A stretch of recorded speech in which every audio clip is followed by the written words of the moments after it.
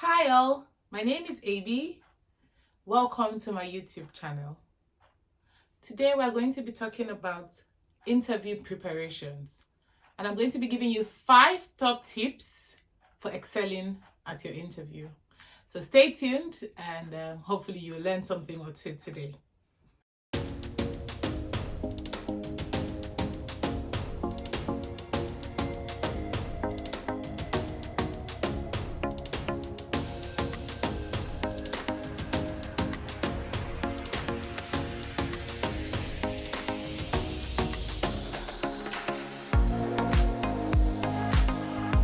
Welcome back, guys. As I said, today we're going to be talking about preparing for interviews, and I'm going to be giving you tips and skills that I've used personally while going through multiple interviews. As I said in my intro video, I've been working in the UK now, and I've gone for a number of interviews.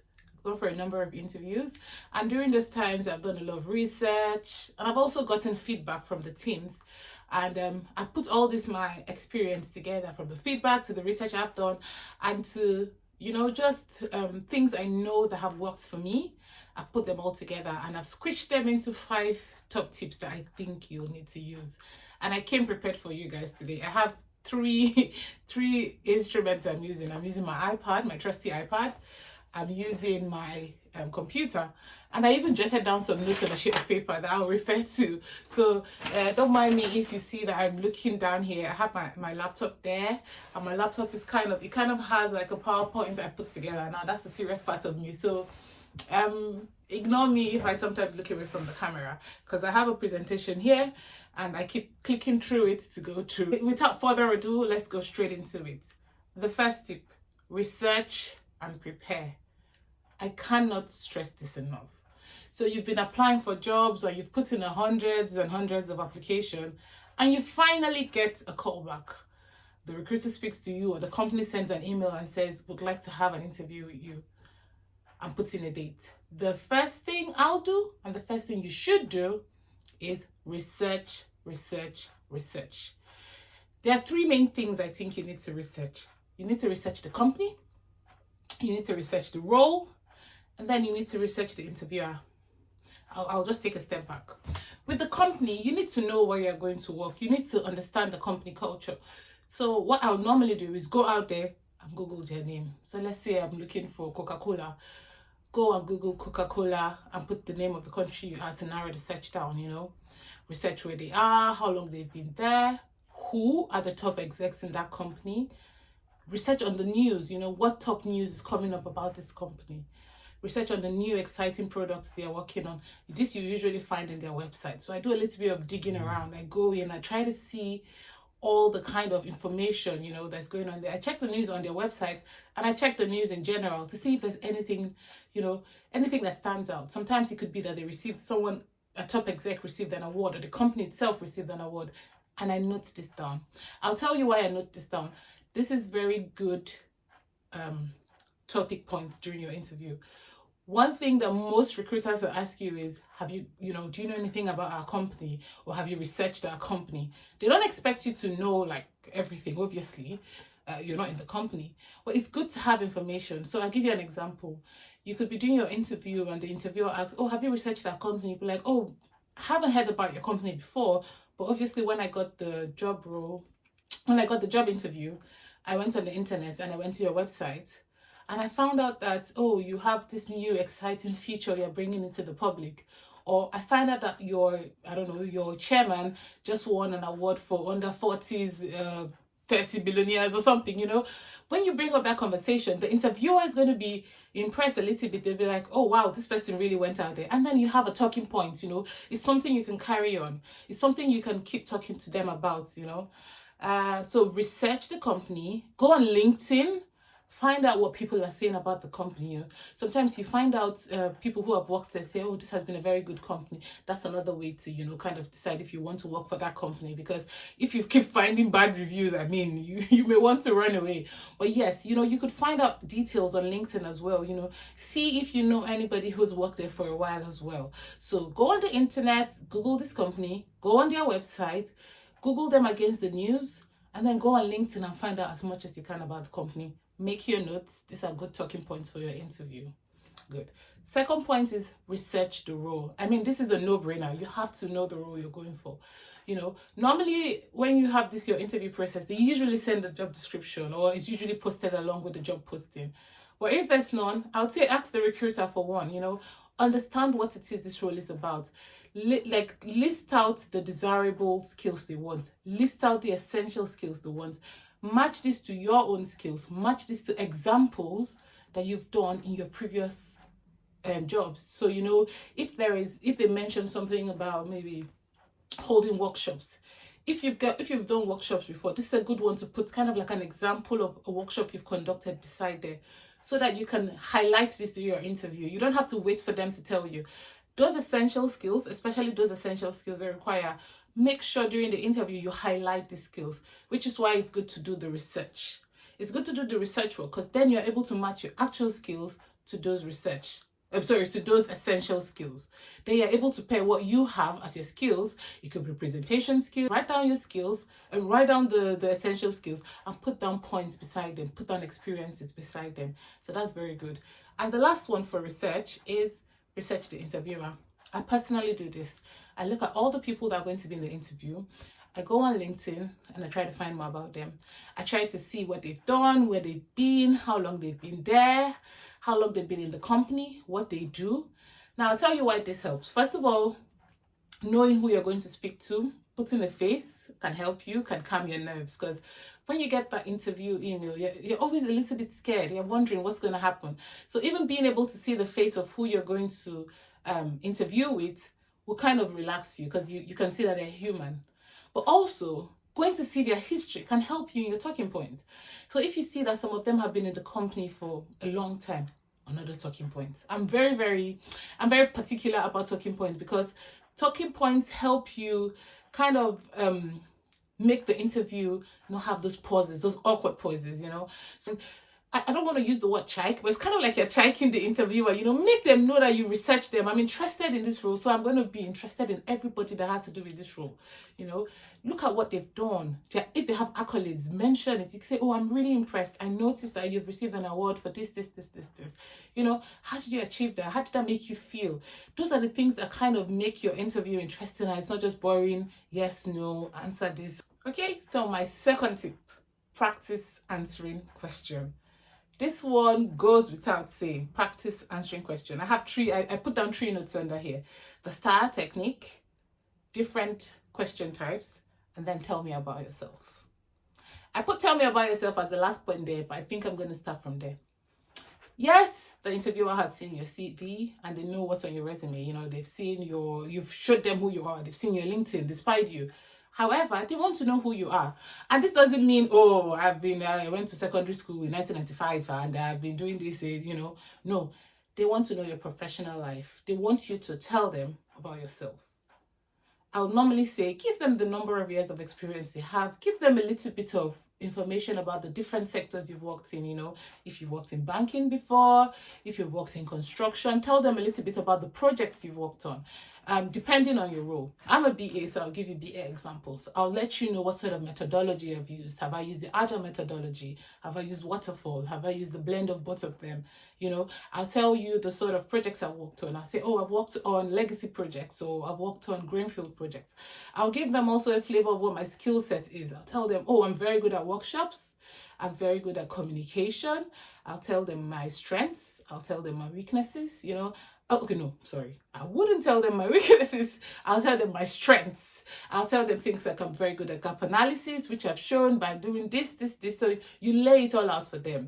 Tell me about yourself should be a summary of your experience. It should be a summary of your working experience. Probably even give them a little bit of how you got into the field if you are still early in your career, because I can understand that some of you are just starting out your career. So you could tell them how, you know, you just got in maybe from school, or if you're like me who migrated to the UK and had to transition to a different career from what I was doing before. I'll give them a little bit of the reason for transitioning, you know, why I went from what I was doing to this role, what interested me. So give them a background of you. telling them about yourself, make it interesting, you know, because sometimes we just think, oh, he already has my CV, so he knows everything. No, your CV kind of lists out your accolades, yes, but this is kind of painting them a picture. This paints a picture of who you are in your professional career. So I'll say, take notes now. I'll say start with your years of experience. So tell them how long you've been working in that field. Give them a little bit of the sectors you've worked on. You know, if you've worked in multiple sectors, mention it. That's a good one to mention. Tell them a little bit of the methodologies you've used. You know, mention a few of the projects you've worked on, not too much detail. And then give them your strengths. Let them know what it is that you can do. Let them know the skill sets you have. If you have maybe a master's degree or, you know, a PhD, if that's going to help this particular job you're applying for, tell them that. And then our advice, keep your tell me about yourself pitch to 5 minutes. Don't talk too much. You know, in fact, 5 minutes kind of seems long, but I think 5 minutes is the max, between 3 to 5 minutes. Because if it's too short, it's like, okay, what's there about this person? But keep it to 5 minutes. And I know normally I'll say stand in front of a mirror and, you know, give your tell me about yourself. But you be very careful not to come across as over practiced. Let it come natural. And then we go into the different question types. Now I talk about different question types, and this depends obviously on the job that you're applying for, if it's a technical job or if it's not a technical job. So I'll give my examples specifically to business analysts because again, that's where my skill set lies. So we have behavioral questions and we have technical questions. You need to be able to practice for both of them. Now for behavioral questions, you're going to use the STAR technique. About the situation, you talk about the task ahead, you talk about your action, and then you talk about the results, what happened from what you did. So situation is kind of giving them a briefing of what happened. A very popular question is, how would you handle a difficult stakeholder? You give them a situation. Now I'm going to do another video and deep dive into this. Top tip number 3, flip the script. Flip the script. Everybody's been asking you questions, but you have questions of your own. Ask them questions. Now, this is a very important tip. It may not be at the beginning. I put it number 3. Now, these are in no particular order, but flip the script is very important. Sometimes I'll say wait till the end, and sometimes I'll say ask them questions in between. So if they're having a conversation with you and they bring up a question, make sure obviously you kind of read the room, understand what's going on, and then say, can I ask a question? I have a question about the specific thing you're talking about, and ask the question. Now, those kind of questions are impromptu questions, but before you go for your interview, write down a list of questions. On here, write down a question about the company culture. Now, it's been a long time I applied for a job in Nigeria, so I don't know if this is the standard practice, but I know when I applied for a job in Nigeria, I didn't care about the company culture. I just wanted to get a job and I didn't ask about that, you know. But in the UK, it's a very good thing to understand the company culture because one, you need to make sure you're going to somewhere where you'd feel, you know, accepted, where you'd feel like you're comfortable. Next question is asked about the role you're doing. How many people are in this role? You know, how do people progress in this role? So ask about progression, ask about what the day-to-day activities would be, just so that you can get a clear picture. Remember, the interview is not just for the interviewer, it's also for you. You want to know about the company you're going into, you know. You want to know about how your daily life will be there if you get the job. So that's a good one to ask. And then finally, ask about benefits. This ties in with company culture because sometimes you hear about these things. It's kind of like a thin line between both of them. Some benefits could be all these bike schemes or car schemes, or, you know, some companies will give you private health insurance. These are incentives that can help you decide if you want to go for this road. So ask about benefits. And that's top tip number 3. Flip the script, line up your questions. And now we go to top tip number 4. Demonstrate your experience. So I have demonstrate your experience, and I have 3 different subtopics I put here. Demonstrate your experience for the job role. 2, essential skills and qualification, and what to do when you have no experience. So with the job role, like I kind of said before, if you go on the and this kind of all ties in, even though I'm breaking down into 3. If you go on the job description and you see the essential skills they need, it's like an expo for you to know how to go and kind of put your experience together, because we have a lot of experience. And if someone comes and asks you, oh, without practicing, oh, tell me about this. It may take you a while to kind of collate all your experiences together. So preparing before can help you. So kind of package your experience on how you're going to answer. Sometimes if they talk about, for instance, if one of the skills is on or like I used workshop before, you've had a workshop you've done maybe a year ago, it's good to kind of play back. So close your eye, play back, and kind of think of all the things that happened during that and brush up your scenario, like put it together, package it nicely, so that if you ask the question about that, you're able to answer, you're able to present it well. Now, I must state again, please do not cram your answers. Please make this seem as natural as possible. Don't go in there and kind of give a rehearsed speech. Nobody wants to hear that. Make it as natural as possible. When I talk about the job role, they normally have an itemized list of what they expect from you. I would normally say go through that list, which you would do before you apply for the job, but let's be honest, some of us don't do this. So go through that list and make sure that everything on that list, or at least a greater percentage, you're able to do this, you have experience. And if there's any you don't have experience on majorly, or you've maybe just started out in, I would say highlight it, and it may be something you ask or you mention, because sometimes I'll be like, oh yes, I've conducted workshops for about 20 people, but I see you're talking about conducting workshop for larger. I have this experience and I'm willing to upskill to that one. So you've seen how you've told them, I'm not too good at a larger crowd, but because I have experience from a smaller crowd, I can do better. So all this you can do if you prepare before you go for your interview, rather than being shell-shocked on the day off.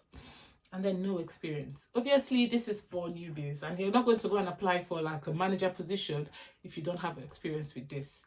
Or if you're transitioning from one role and this is your first job. So you come into the UK, you've never been a business analyst before or a project manager, but in your previous role, you were managing projects for them without having the title. You don't always feel like you have to manufacture experience. Use what you have, for those that are transitioning, use what you have and make sure it relates to the essential skills. Make sure it relates to what they've put there, which is why it's good to do your homework. You may not have directly the same skills, but it's called skill. It's kind of like skill borrowing. You've had the skill in something that can translate to working there, maybe in your let me think of a good example. Maybe you worked in the bank, and while in the bank you've managed smaller IT projects within the bank, but your title is customer relation manager. I'm just making all this up, so don't hold me to my neck. You've had those skills that can be transferred into this role. So don't be afraid. Don't say, oh, I don't have any experience, and either lie or come thinking, oh, they're not going to take me. Transfer that experience you have and bring it here. Again, this is another topic I'm going to do. I'm going to talk about how to conduct interview when you have no experience and show them your transferable skills. Nobody expects everybody to be an expert, especially in the world we live in now. But they expect you to be able to use what it is you've learned in the past to help them. And if you're just a student, a student who just left school, what have you done while you were a student? Some people do internships. Some people work on projects with their teammates. That's you managing, So go and think about what you have. It doesn't have to match word for word for what's on the job description. So think about what you have and think about how that skill would help you in that job you're applying for. So you have to think about such things like that and put it together.